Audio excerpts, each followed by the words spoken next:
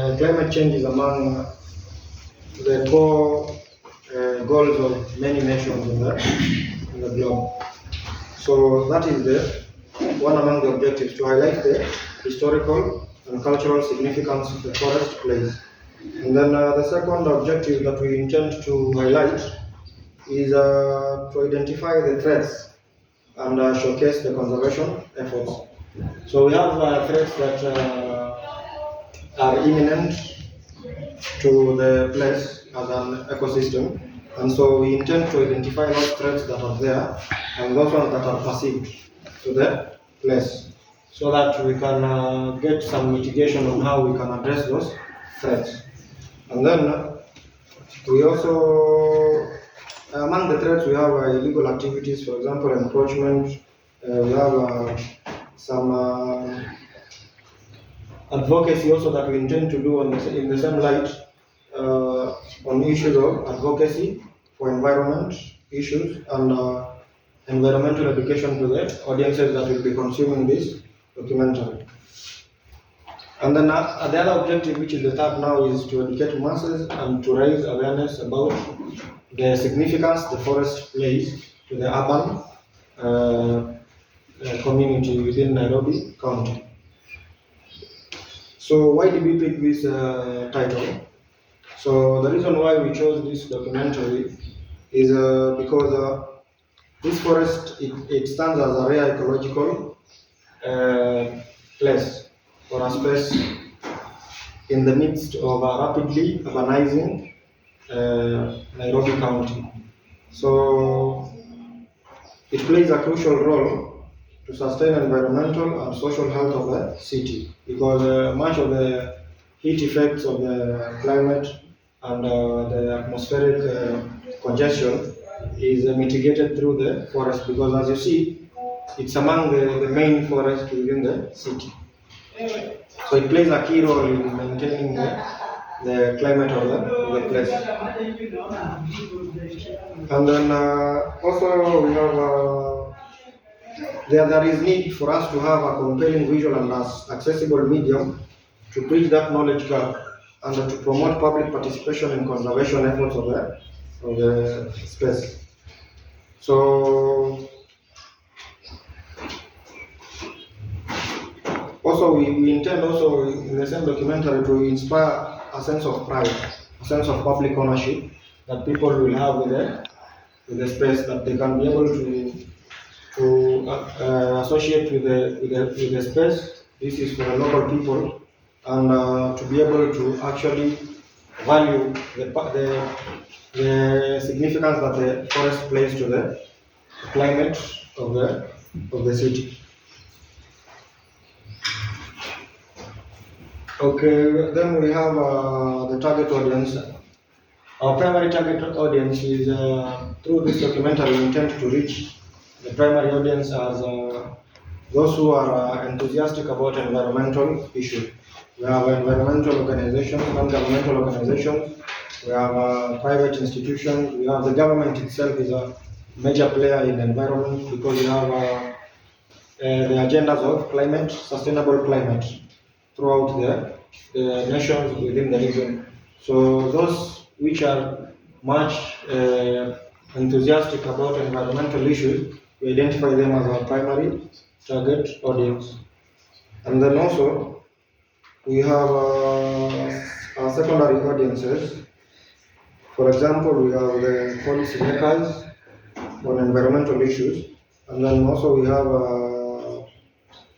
have educators and students. Remember that issues of environment, among other, I can say basic issues, they are much within the curriculum. So our secondary target audience being educators and students, both in primary, secondary, tertiary level, is because environment is taken as a basic or a fundamental part of the curriculum, so that children are taught from a young age how to play a part in conservation measures, how to take care of these spaces like this, and to contribute in climate well-being of the nation and of the region. So educators and students, those ones we identify them as our secondary audiences. And also we have tourists, because as a nation in Kenya, we find that we rely mostly, number one, on agriculture, and then number two, our economy majorly relies on tourism. So it's a sector which is very crucial to our nation, and that's why we think that the documentary will be of significance to the to the tourists, both local and international tourists. We also have non-governmental organizations and groups which are interested in concerns. So we also have other significances of the documentary. We have ecological significance. We have also education and awareness. So we did a preliminary video of the report that the documentary intends to analyze. But before we can play the video, we'll first like to share a breakdown of how we are going to handle the documentary. So we are going to do a 40-minute documentary.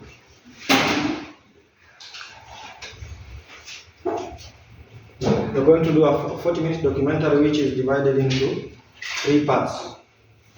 So we are going to have in our documentary the part 1. We are also going to have part 2, and we are going to have part 3. So what we intend to cover in part 1, we intend to cover the natural treasure. This will give a brief overview and an introduction of the Space Karura Forest.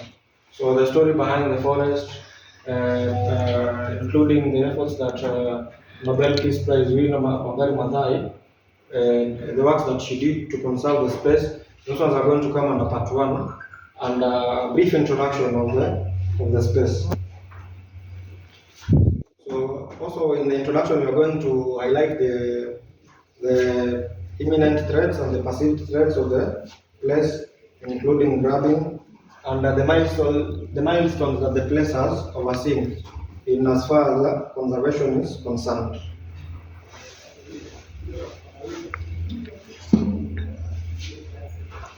Also, within the part 1, also we are going to cover also the location of the space, because as we say, the documentary is going to be consumed not only by the locals but also by people throughout the region, maybe, and people from other countries. So we are going also to, in the introduction, to have we are going to also look into the location of the space, the size of the space, the climate, and the topography. So those ones are among the things we are going to capture in the introduction. And then part 2 of the documentary. So according to the breakdown, part 1 will take approximately 13 minutes. So 13 minutes will be for part 1, for the introduction. And then our part 2 will cover, we'll have the title, The Lungs of the City. And also will take approximately 13 minutes. So this one, the theme in the part 2 will be the functions now, the ecological functions and the benefits of the space. So we'll look at the airport purification, the carbon decongestion, the temperatures regulation, and all the roles that it plays ecologically in a space where it's like an urban space, because the forest is situated in an urban area. And then also we're going to talk about issues of urban sustainability, reduction of urban heat, biodiversity preservation within the part 2. And our part 3, we intended to cover at least 14 minutes, and the title of part 3 will be Protecting the Breathing Space. So here we look at the conservation challenges that key players are facing. We will look at the current threats that the space is exposed to. We'll look at issues of encroachment, pollution, poaching, illegal logging, climate change impacts. And also we will look at the conservation efforts both by the government and by non-governmental organizations and other private institutions. Also, the final part 3, we're also going to look at laws that are protecting the place and the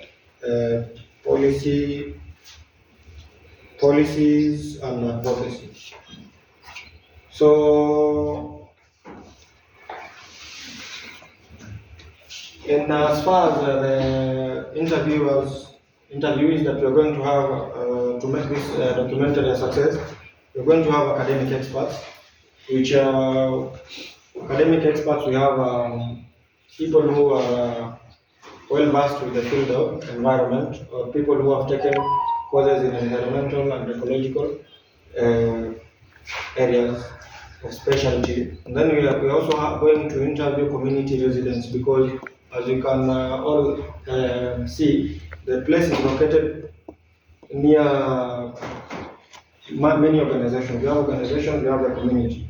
So we are going to also have interviewees coming from the community, the residents who are residing around the space. Also, we are going to have businesses and organizations. For example, we have UNET. UNET is an organization which is just close to Karura. We are going to have also interviewees from such organizations which are just adjacent to the space. Also, we are going to interview the people who are concerned with the conservation inside Karura Forest. So, in as far as the main or the key points that we think the documentary will be like the selling points of the documentary. Number one, you have the climate change mitigation and urban heat, or that which we have talked about, the climate perspective, the mitigation of the heat and the greenhouse gases. And then number two, why we think this documentary is going to sell is because it has a human interest aspect to it. The story behind the forest, the wars it has undergone in the past to become a gem that it is in the preservation of the ecosystem. It has undergone a lot of difficulties in the past. So by documenting the story that the forest has undergone, we think that it is going to much relate to the locals and to those tourists who do not know about the place. So I think we